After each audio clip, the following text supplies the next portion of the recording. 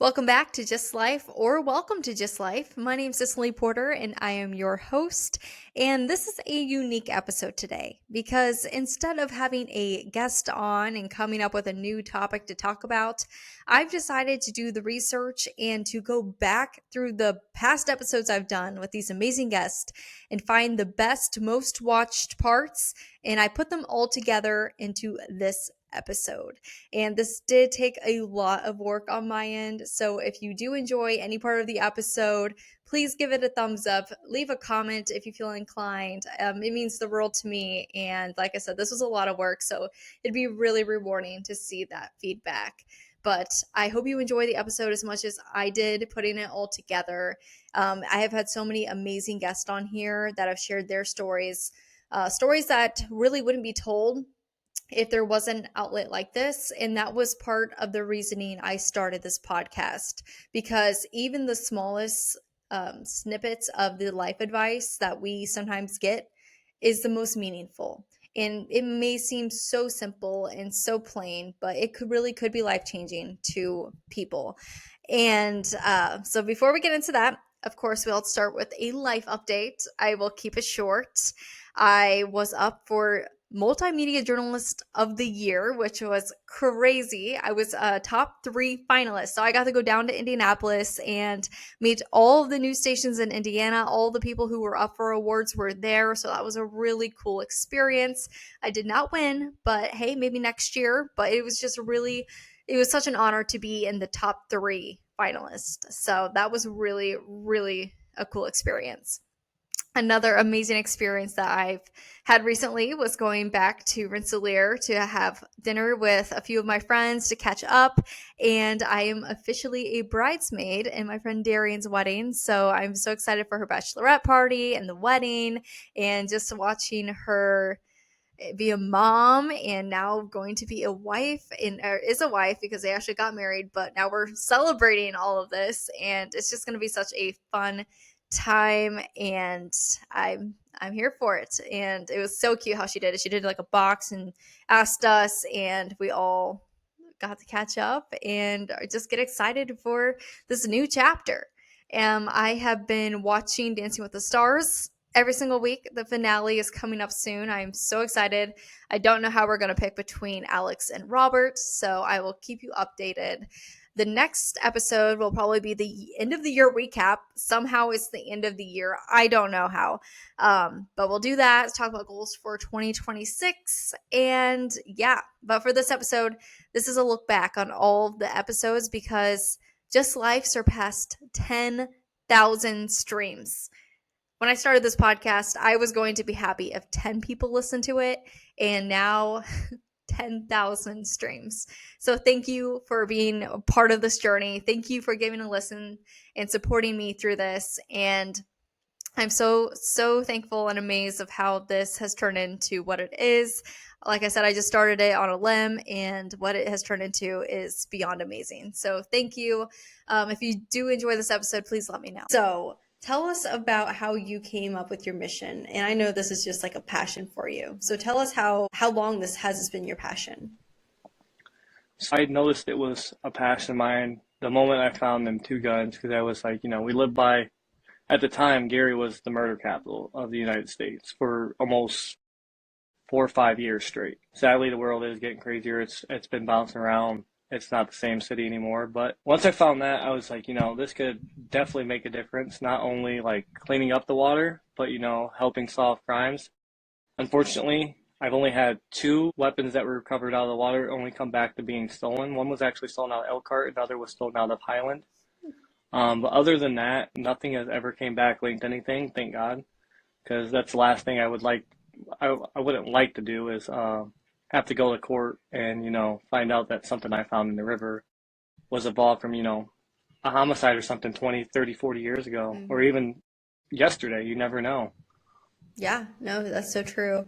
And you just are so passionate. You don't give up. Like you said, you did it for 4 years before you had that viral video. What made you not give up?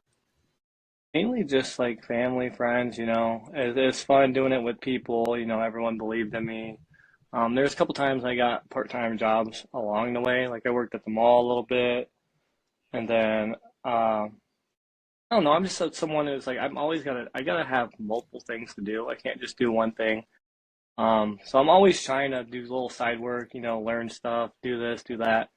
But the passion just never fades. There's been times, anyone that does social media will tell you that you have like little droughts in motivation. And I've experienced major droughts like that the last couple of years. And, sometimes you just gotta sit back, do another hobby, do something else you like doing, and just kind of take your mind off stuff. And then the passion will come back. It's never fully faded out, and I hope it never does. But yeah, no, I think it's mainly just seeing the people in the comments who are like, you're doing such a good job. We appreciate you. Keep going.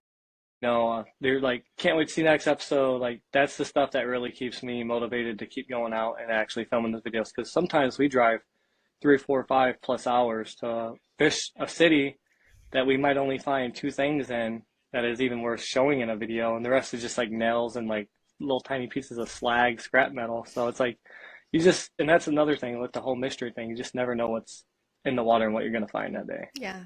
I think this is a perfect transition into safe homes. This is your nonprofit. How did this come about? I won't go into a horrible amount of detail, but I did grow up in what I would call an abusive home. I actually was split between kind of two homes, my grandmother's home and my parental home at the time. And there were just some dark things that were happening on both sides. So, I experienced physical, sexual, verbal, mental abuse in between both of the homes together. And at one point, even got sent to a residential treatment center in Lafayette because they didn't know exactly what to do with me based off of there were some suspicions from the church that something was going on, but in Jasper County at the time, we really didn't have DCS. We really didn't have people who were checking in. We also didn't talk about that kind of stuff back then or, in that community. And even though everyone's tight knit, there were suspicions, but no one ever acted on something's just not right here. And so I think the solution at the time, I can't speak for them because I don't know all the motivation into that, was let's put her somewhere where we can separate them because something's wrong, whether it's me or them, and so they were like, let's separate them. And in that time, I was assigned a counselor. And it took me a couple sessions to really open up. And this was when I was 16, I think, at that time.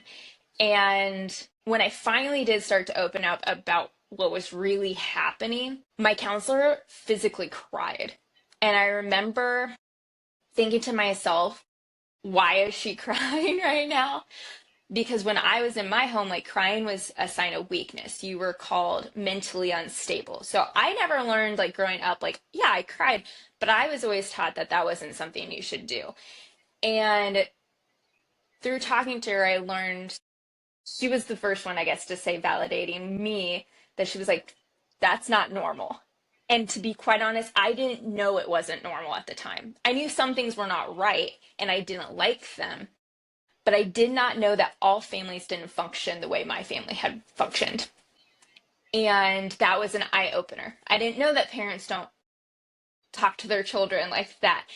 At that stage in life, I'd even come to accept if this is what love is, I want absolutely nothing to do with it. I don't want to be married. I don't want to have children. I don't want that in my life because all I feel is pain. And so if that's what this is, because that's what I was told it was, I didn't want anything to do with it.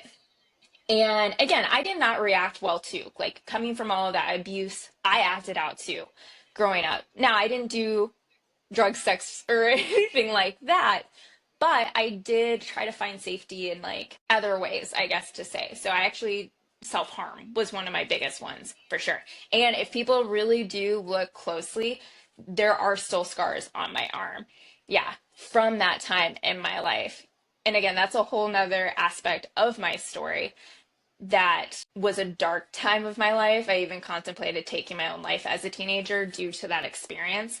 Thankfully I didn't, and that was interfered in, but I have the journals and everything still because someday I hope to write a book about that whole childhood experience and what was happening from my perspective. So pretty much when I came back home, I decided that I put myself through school. So I practically was forced to leave, not forced to leave, but there was an incident that happened where I had to leave at 18. I chose to leave, and the other family that I consider my adopted family, even though they never officially adopted me, became my safe place. And they were like, we're not letting you back there. Now that you're 18, you're coming here. And that's exactly what I did. But I did go put myself through college and lived out in my car during the summers the best I could just to avoid going home at that point. And I didn't mind it. Sleeping in your car is good for you, builds character. And so I paid for college by myself. And once I graduated, I knew I wanted to help other kiddos who were like me. That was my whole purpose for going to school. I saw my education as a way out of where I came from. That's why I said no to pageantry when it was presented to me, because my goal is I have to get my education so I can build a better life. And I'm really proud that I did. So once I graduated school, I went to becoming a social worker, which is exactly, I wanted to help kiddos. Onto that, you have met so many incredible women. You've talked to so many incredible women. What is some advice that really stuck with you? Yeah, that's such a good one. The theme this specific year was Dear Me. And like I said, that advice to a younger you really stuck with me in a couple areas. One of the themes throughout all of them, can I curse on here? Yeah. Can I say a cuss word? Okay. I was Yeah. like making sure. Yeah. One of the themes, you probably picked it up too from this year, was be badass, or don't be afraid to be badass, or you are badass. And I think that stuck through for me so much.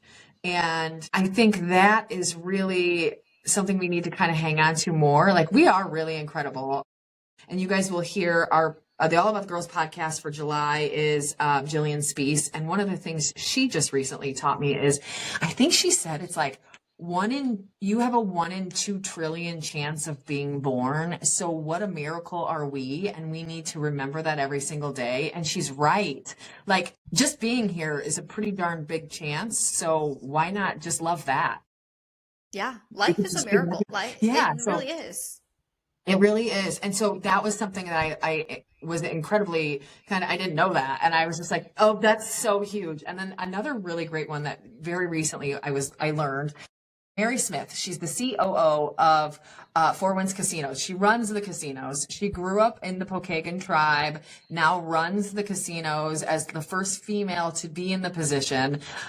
She's incredible. She's beautiful. She's so strong. She's like a little bit of awesome at everything, right? And one of the things she said in her interview, I got to interview her, I believe she is the May episode, and it's just so great. She says, one thing that she learned through time was to stop trying to mind read. And I think this is something that especially women do, where Cicily didn't text me back. She's mad. She hates me. What did I do? I've got to figure out what I did so that I can fix it. And now I'm on some crazy rabbit hole because Cicily really just forgot to text me because I texted her when she was in a meeting, and then she'll text me in 3 days. But we have tried to mind read Cicily, even though there was no need to, or that thing that someone says to you, like, hey, someone didn't tell you good morning. And then suddenly I get anxiety about not letting someone go in front of me in the line in the like parking lot or something. And it's like, what are we doing? We're trying to mind read. That person hates me now. What? No, maybe they just have a bad day. It's okay. Everything's fine. And our goal to mind read and figure it out is hurting us. I have had a breakthrough on that lately, so I'm going to touch on that. But with the texting stuff, I always think of that one skit of Key and Peele, and he's texting him like, yes, what do you want to do? And he's like, whatever. He's like, whatever. And he's like, it's so good. It. Yep. It's so good. But yeah, we just assume the worst because, again, human nature. And usually it's not that deep. Like, that's like my whole motto. It's not that deep. But yes, going back to the control thing, I've been reading Mel Robbins' new book, The Let Them Theory. Yes. First of all, it's so good. You got to read it. I'm almost done. I'm like the last part.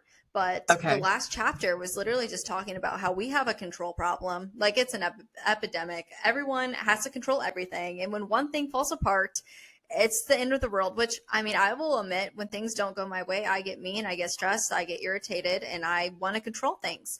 But Mm-hmm. the whole surface of let them is it's going to happen regardless. Just let them do your own thing. It's going to happen. Like that's how they feel. Let them. Let them. Okay. And then there's a second part to it.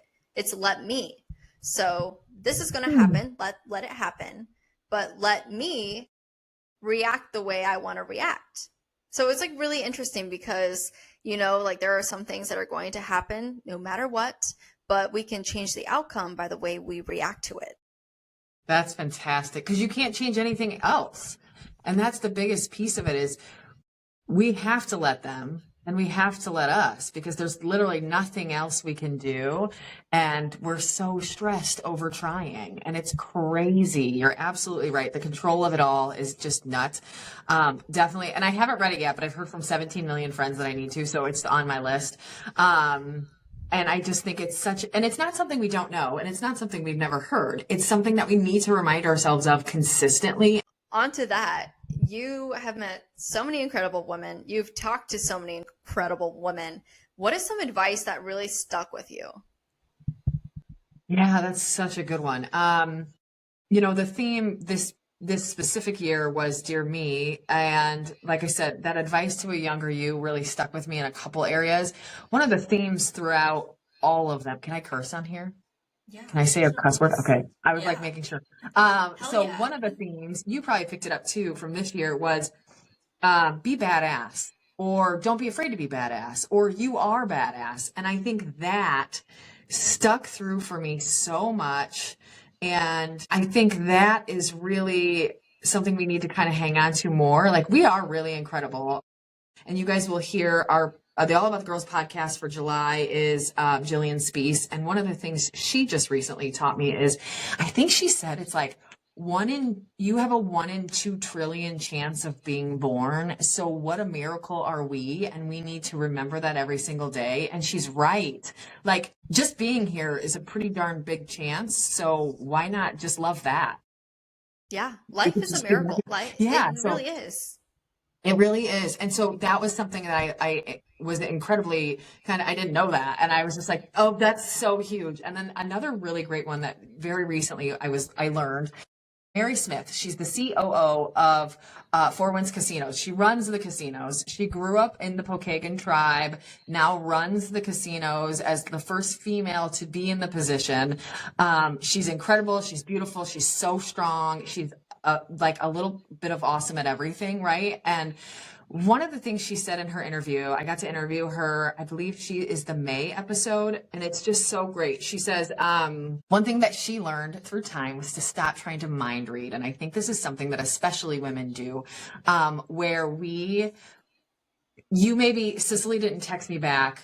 She's mad. She hates me. What did I do? I've got to figure out what I did so that I can fix it. And now I'm on some crazy rabbit hole because Cicily really just forgot to text me because I texted her when she was in a meeting and then she'll text me in 3 days.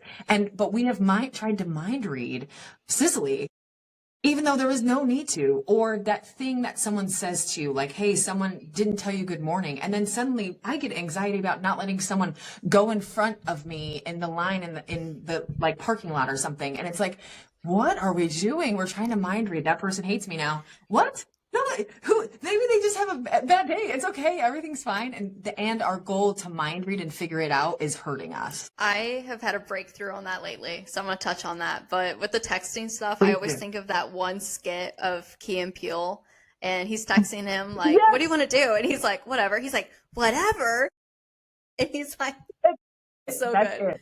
Yep. It's so good. That's But yeah, we just assume the worst because again, human nature. And usually it's not that deep. Like that's like my whole motto. It's not that deep. But yes. Going back to the control thing, I've been reading Mel Robbins' new book, The Let Them Theory. Yes. First of all, it's so good. You got to read it. I'm almost done. I'm like the last part. But the last chapter was literally just talking about how we have a control problem. Like it's an epidemic. Everyone has to control everything. And when one thing falls apart, it's the end of the world, which I mean, I will admit when things don't go my way, I get mean, I get stressed, I get irritated, and I want to control things. But the whole surface of let them is it's going to happen regardless. Just let them do your own thing.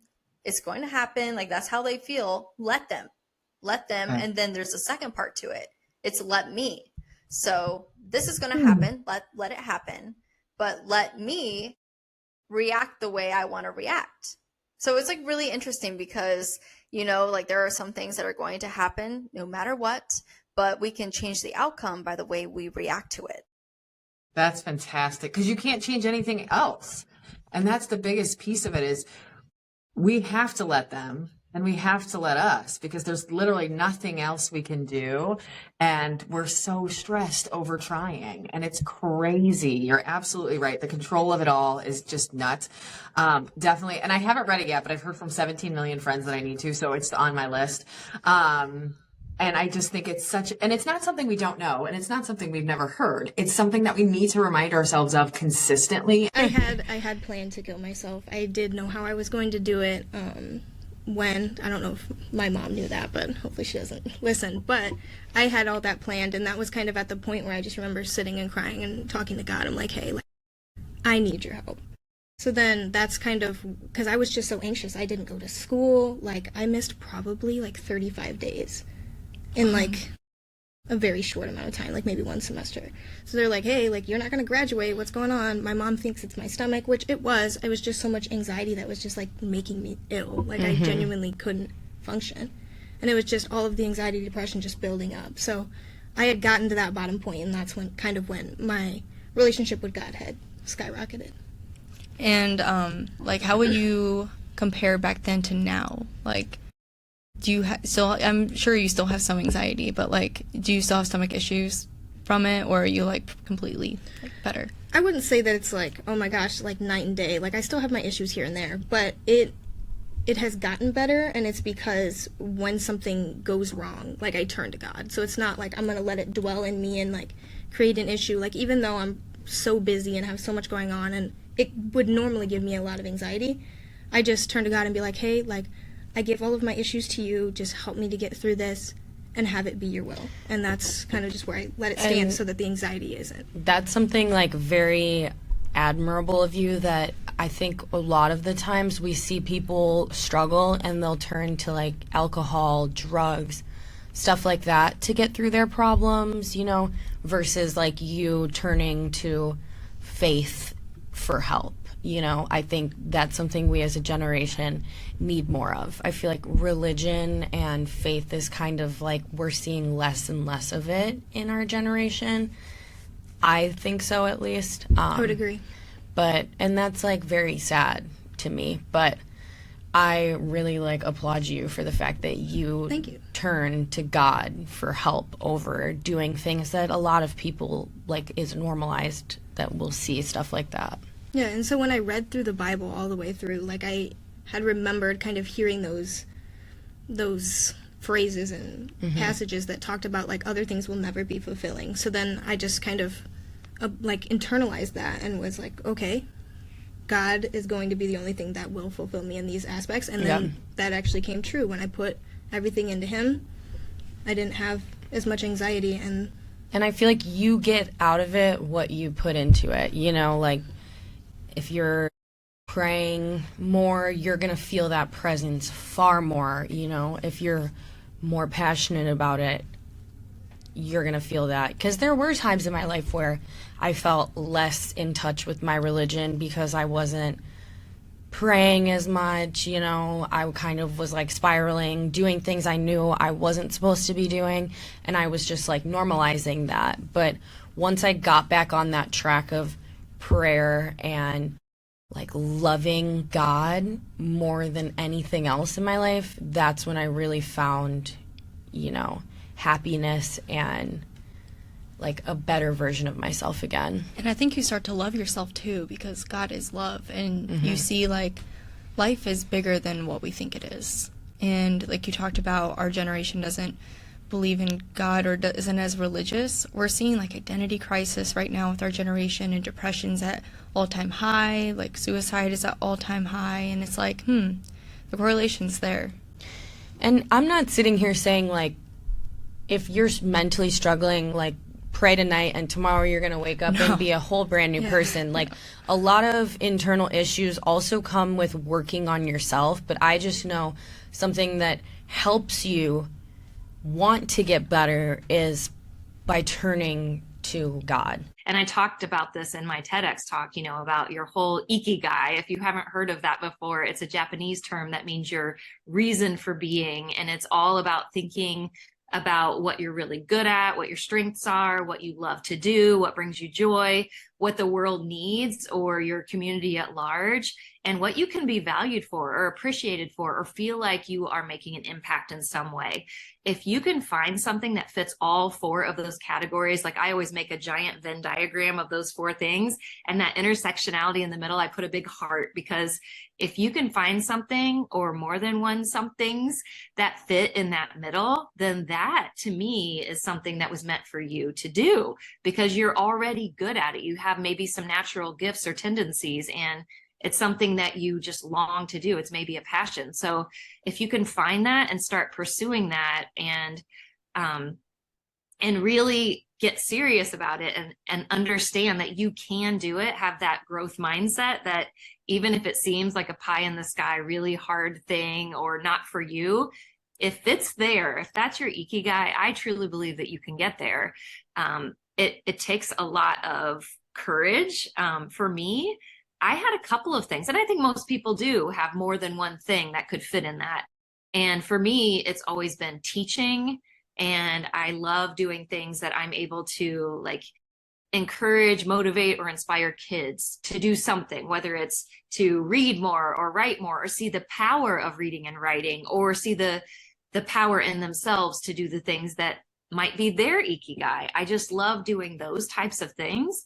And one method of doing it is teaching in the classroom, but I always kind of had this dream that wouldn't it be cool to be out of just one classroom and be in many classrooms all over the country, and getting to even do that online in other countries. And so if we can figure out that and chase our own dreams and be role models for the younger generation, then hopefully they are able to do that too.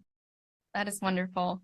Have you always wanted to be a teacher and a writer, like since the beginning? I wanted to be a teacher since I was a kid. I've always kept a diary because I've always loved writing. And my high school job was working in the in the public library, back when it used to be where the Carnegie Center is now. But we had an upstairs and a downstairs. The upstairs was the adult section. The whole downstairs was the children's section. And I feel very blessed that my job was working in the children's section. So when Julie Bray, the children's librarian at the time, left at 4 every day, I came in after school and stayed till 8 when they closed. They let me, a high school student, be in charge of the downstairs every night.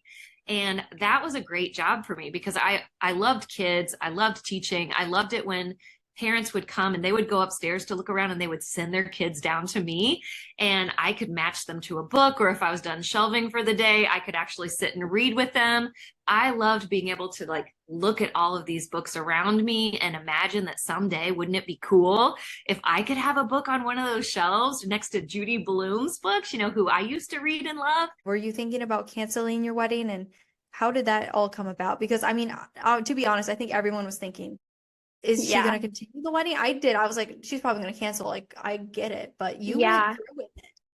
I did. It wasn't an easy decision.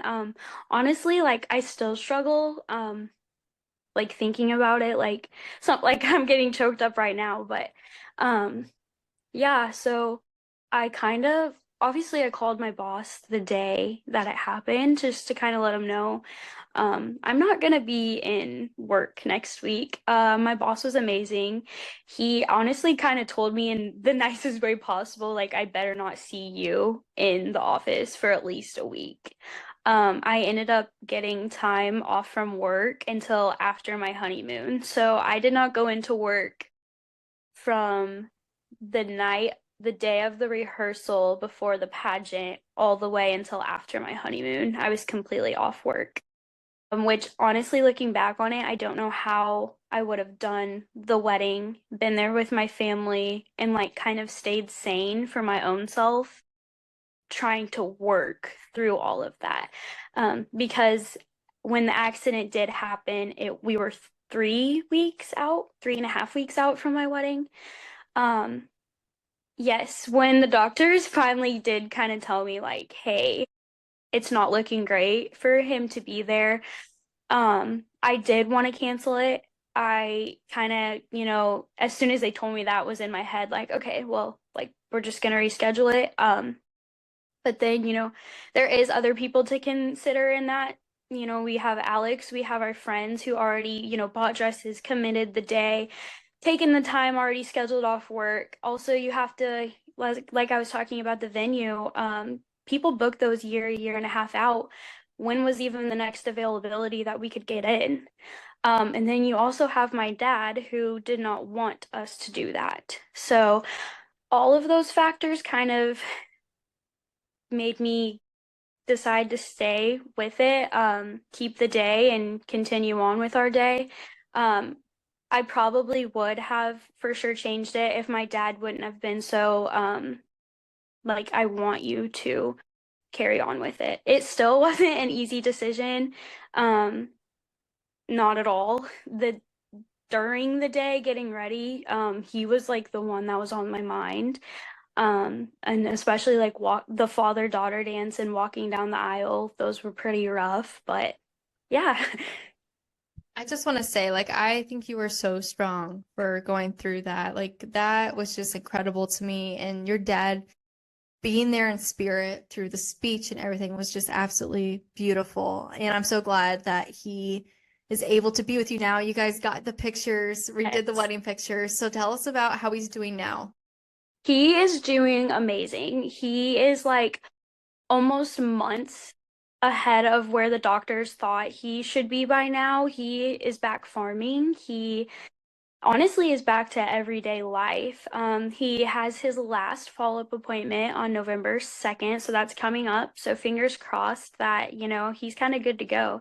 He has been doing physical therapy, and like you said, we did get to do some redo wedding pictures so that I have some with him, which I'm super grateful for. I think it's just a really beautiful element of life. And that was my first and primary connection to God. I started making music of my own when I was a kid and even on into like early adulthood. And so, yeah, it's been a process of really appreciating what I've come to think is that you can hear what a person's sort of MO is or motivations through their music. If you're listening to anyone's music, you're listening to their life, right? Yeah. You're listening to their spiritual habits, you're listening to their perspective and their what they hold on to, what they hold dear.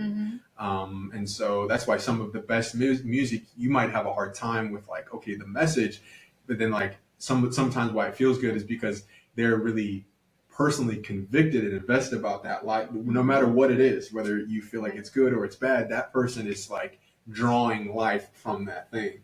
And so, yeah, I definitely notice if I'm taking in too much of one thing that I already knew ahead of time. I already know that too much of this can lead me in a bad mood because you're listening whenever someone is singing or rapping, whatever they're doing, they are playing the emotion of their life, the emotion of their day. So, and that's healthy because you got to express, absolutely. you got And to, I do want to preface, like, I do listen to rap music. I jam to some hot girl jams. Like, I can't do it all the time. Right, yeah. Well, yeah, it's knowing, like you said, paying attention to yourself. Because we're in the world. Like, we are out here, like, we're going to be subjected to this stuff. Right, but it's that gray line. You can't pass it because that's when you're going to feel the effects. Yeah. It's about paying attention and saying, okay, sort of maybe taking note and watching patterns of like, okay, this is how I feel after so much doing this or doing this at all, or kind of being intentional. And I think there's something about music that we don't quite understand, like how powerful it is. Oh yeah.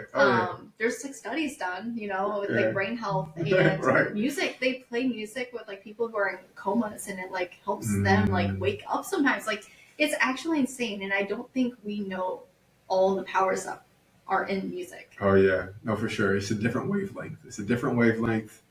And tuning into it can really change your mind's direction and your heart's direction. Yeah, I mean, it can alter it for better or for worse, and so, yeah, powerful stuff. Yeah, that's really cool. So do you sing or like do instruments, or is just like listening to music? For me, singing is a real, just a natural like therapy and just way I like to live. I used to do it, like I used to be, I had a group of people I was recording artists with, and we had a group in Fresno, and so that was really cool. And it's definitely something that I try to just pay attention to as a way to live to live healthy. Because I know if I'm not singing, I'm like, okay, something's off. If I'm not pouring it out, either whether it's to express joy or to express grief or whatever it is for, I know it's an important tool in my bag. Absolutely. Okay, so we've talked about a few important tools, and Right, right. laughing and then singing, because like you said, happy or sad. Like I have a whole playlist on my phone. It's titled like sad songs to scream, cry. Yeah. If you don't have one of those, you have one. Yeah, like sometimes you you don't even have to be sad. Like sometimes I just want to like feel those emotions. And, let it out. And singing I love singing. I'm not like the best singer, but I do enjoy it. I was in show choir in high school and theater, and I don't know, singing. There's something with singing too. Do you feel like it's a way for you to sort of even maybe come into awareness of what you do feel? Like you said, if you're playing that sad list, you're like, oh shoot, maybe you were feeling something you even really know. 100%. Yeah, because sometimes I'm like, why am I crying? Right. You're like, dude, why that lyric or why that chord? Yeah, sometimes it just hits you and you're like, ooh, right. Why did I have to do that? Yeah. I think it's something to rely on too, because you're like, wait a minute. And then you can sometimes you can kind of build onto it too. You can kind of add in like, okay, let's get into the next song. Let's see what this opens up. And so it becomes almost like an emotional encyclopedia of like, that's exactly what that means for me right now. Yeah. That's a great question. And it's really weird. So I was hit by a car. I was outside of my car, and I was in between the car that hit me and my car. So I was pinned in between the two cars on the side of a highway, I-96 in Detroit. It's a 6-lane highway. And somebody was just coming around the bend, and they were impaired when they hit me, so they just weren't focusing. But really weird part of it is I was awake the entire time. I didn't get knocked out. I got hit really hard in the back of my head, and I have a scar. I don't know if you can see right there. I'm always so self-conscious of that scar when I'm like reporting and stuff. Like when I put makeup on, that's where it goes first. But yeah, I was hit pretty hard, and in a situation like that, there's shock, there's adrenaline, there's emotions. You don't really know what's going on, so your body kind of shields you for a little bit. So I was kind of laying on the ground. I can hear cars like rushing past my head, but I have no idea where I am. I have no idea what I'm doing. Like I know what I was doing before, but I got hit so quickly and so hard that my body kind of shut down, but my brain was still going. So I was awake the entire time, and I started to feel the extreme pain. Without going into too many gory details for you guys, my foot, I guess I don't really know how to say it in a nice way, but my foot was ripped off my body. They suspect that the car ran over my foot, bounced off of me in my car, and turned around, and doing that ripped my foot off my body. So there was no way to save my foot. There was no way to surgically attach it. There was no way to bring that back. And in moments like that, police officers are trained to be calm and not let somebody know all the details, because then they could go into shock and they could get stressed out, and that could mess with their heart rate or whatever it is. So yeah, I was awake the entire time. My parents were with me. I don't know if I mentioned that part. Started screaming, started feeling the pain. My mom and my dad, who were helping the individuals outside the car, my mom actually got hit by the car on the tail end of it spinning out. My dad actually got, I didn't go into this part. I'm going to take the mic for a little bit and get talking. My dad was hit by a woman flying in the air after she was hit by a car. Her name was Dr. Cynthia Ray. She ended up dying from her injuries. I was rushed to the hospital that she used to work at. And my dad was hit. So she was hit, she flew in the air and she hit my dad. So my dad was hit, my mom was hit, I was also hit. But their injuries weren't as severe, of course, and they're great to this day. Apart from mental trauma that we all work through every single day. But my parents did kind of like a pulse check, like, okay, are you okay? Like, I saw what happened to you, like, are you okay?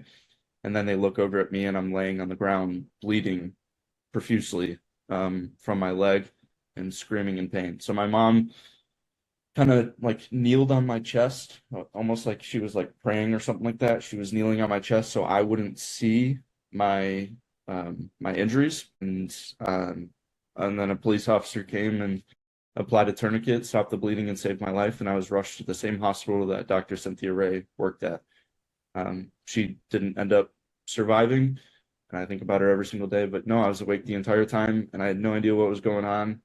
I actually told my mom that I loved her. I told my dad that I loved him, and I said goodbye to them. Once I started to realize kind of how extreme the injuries were, I said goodbye to my family, and I said, say goodbye to Megan, who's my older sister, and all that. So, yeah, still alive. I'm loving life every single day.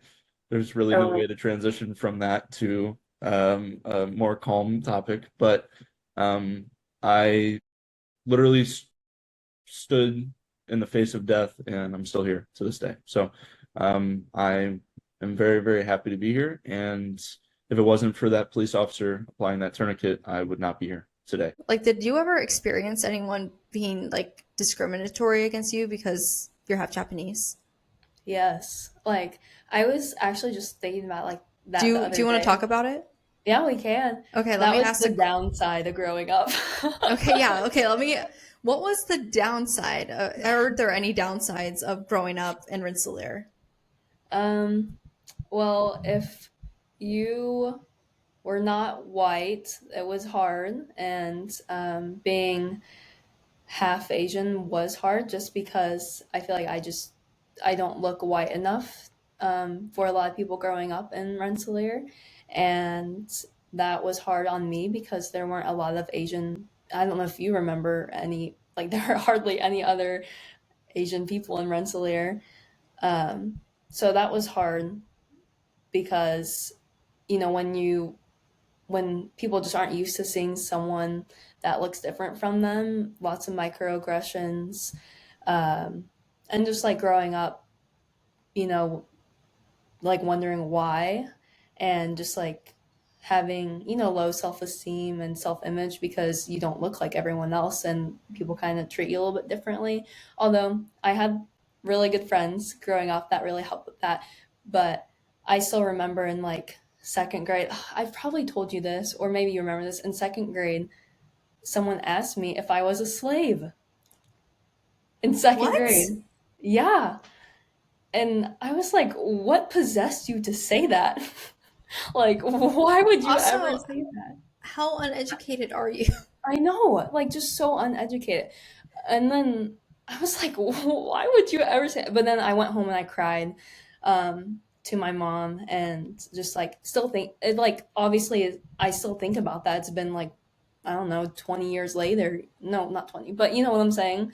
Like, And those I things hate are to even easier. ask this, but this was a student, right? Not a teacher? Yeah. Okay. Not a teacher, but a student. Yeah. That's good, but oh my gosh. But you know, I'm not surprised just because people will say literally anything. I've learned that in news working there. Like, Yeah. Oh, I'm I've sure. learned that every single person has like the emotional intelligence of an 8-year-old.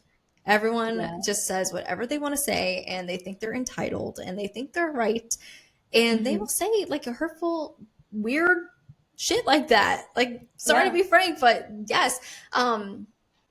I mean, the perfect example is just like go work in like the serving industry and, you know, those kind of jobs because you meet the public there. And I had this one guy and, you know, I'm being nice, like, hi, welcome in. And before I could even like say anything, he's like, what are you? Really? And I was like, your server? Like, what do you mean? And What do you mean by that? He's like, well, are you Mexican? And I was like, whoa. I was like, I didn't even know what to say. I'm like, what is wrong with you? You actually said that out loud in person. Like, at least most people like do it over social media, which is still horrible, but like they're hiding behind a screen. But this guy flat out, no regrets, no. That's insane. Like, what possesses someone to just say that or even like think that? But and then just like say that in person. I'm sure you were just like so shocked when he said that. Yeah, I didn't know what to say. And, you know, I've, like you've mentioned, like, you know, growing up in the city, or growing up in a small town versus city, there's a lot more diversity, a lot more people, a lot of, you know, just blending happening in these small towns. I only can imagine what you went through and other people who are just different. I remember one instance with one of my friends. I can take this out, but it was Hyro. Somebody was talking about him and called him the N-word. That's crazy. Yeah. I'm guessing they were white. And they, like, that goes back to just the ignorance behind the hatred. And I'm sure it's learned from maybe home or something like that. But, and he's not, like, it's just so ignorant. I can't even imagine, like, saying that. Yeah. It's crazy. Like, So real quick, what was going through your mind, like, after you failed the first time and, like, after stopping Ivy Tech? Like, what was your initial reaction? Honestly, I had a lot going on. So I was in a pretty serious relationship at that time too. So this sounds so bad, but I was super, like, I guess getting comfortable of, I don't know, in failing. I was just like, I'm just going to figure out, I don't know. It was just, I was waitressing and I was just getting comfortable and I didn't like that. I felt like I wasn't pushing myself anymore. So whenever I found the online school, I was like, I've got to get into it and I've got to take it serious. So I kind of like shut everything out. I mean, I was in my room studying at all times, like 24/7. I told my boyfriend at the time, like, this was going to be my life and I really needed to focus on it. But then, I mean, of course, it didn't go as planned anyway, even after I got my license. That's like, exactly. I got my license and I didn't even end up using it very long, which we can get into that too. But no, I think you made some like really good points, especially about school. When you like don't feel like you're learning anything, especially, I mean, I've gone through so many courses here that you're just like doing what you can to get through and succeed. You're not even thinking like, oh, what am I necessarily learning? You're like, oh, I'm just doing this because I need to get through. I mean, I felt that a lot, and school has never really been like my thing. I think college was kind of like a restart for me for that, but I've definitely felt that way. And then as far as like being comfortable with failing, I mean, I can definitely vouch for that. Like, I've been in that position before where you just get comfortable in doing like the bare minimum. Yes. And you no longer push yourself. So like, how did you come out of that mentality? Like, what was your driving force that you were like, this is it, like, I really need to make a change? Because I feel like even sometimes now I'm like feeling super unmotivated and I feel stuck where I'm at and I don't know how to get out of the situation that I'm in.